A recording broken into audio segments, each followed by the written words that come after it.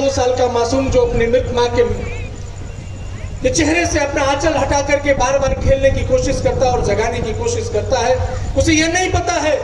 कि कोरोना के इस दंश ने उसकी माँ की जान ले ली जो भूख से मर गई थी। और स्टेशन पर प्लेटफॉर्म पर खेलता है, उसका चेहरा एक बार अपने जहन में जरूर याद रख लेना, तब जाकर के अब साइकिल चुनाव निशान को बटन दबाना। याद कर लेना उस बहन को जो रेणु कुमार, जो दिल्ली से चल करके बिहार तक 1200 किलोमीटर का सफर अपने बूढ़े पिता को अपने कैरियर पर बैठा करके और लगातार 7 दिनों तक चली थी तो बिहार पहुंचने का काम की थी। उसके चेहरे को याद कर लेना, उस चेहरे को याद कर लेना जो महाराष्ट्र से जो मजदूर निकले थे अपने घरों के लिए कि किसी भी तरीके से इस कोरोना में हम वापस अपने घर पर चले जाएं, और उस रेलवे ट्रैक पर बिखरे हुए रोटी के टुकड़े इस बात की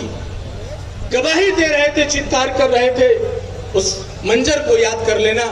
उस मंजर को याद कर लेना कि फाफा मऊ में किस तरीके से गंगा की रेत पर लाशों का ढेर लगा हुआ था। उन सब सारे चेहरों को याद कर लेना, और तुम्हारे बीच में जब कोई भारतीय जनता पार्टी का प्रत्याशी पहुंचने का काम करना तो पूछना कि इन सवालों का जवाब हमें दे दो और कारण बता दो कि हम तुम्हें वोट क्यों दें। तो तस्वीर हमारे सामने बिल्कुल साफ हो जाती है। इस हिंदुस्तान में यदि संविधान को बचाना है, इस हिंदुस्तान में यदि आरक्षण को बचाना है, और इस हिंदुस्तान में यदि डॉक्टर बाबा साहब भीमराव अंबेडकर के उस लोकतंत्र को बचाना है, तो सिर्फ और सिर्फ हम लोगों के पास एक विकल्प बचता है, इंडिया गठबंधन। वो इस देश में पूर्ण बहुमत के साथ जो भारतीय जनता पार्टी के लोग कहते हैं कि अब की बार 400 के पार,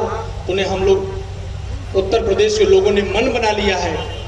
कि देश की सत्ता के गलियारों का रास्ता उत्तर प्रदेश से होकर के गुजरता है, और गाजीपुर पहला जनपद होगा जो उनके रथ के पहिए को रोकने का काम करेगा और उनको दिल्ली नहीं जाने देगा। क्योंकि साथियों समय कम है, ज्यादा कुछ नहीं करते हुए अपने महबूब नेता का जो चुनाव निशान है माननीय सांसद अफजाल अंसारी जी का चुनाव निशान के साइकिल पर बटन दबा करके 4 जून को एक ऐतिहासिक जीत दर्ज कराने का काम करेंगे। इन्हीं चंद शब्दों के साथ बहुत बहुत शुक्रिया, बहुत बहुत धन्यवाद। जय हिंद, जय भारत, जय इंडिया गठबंधन।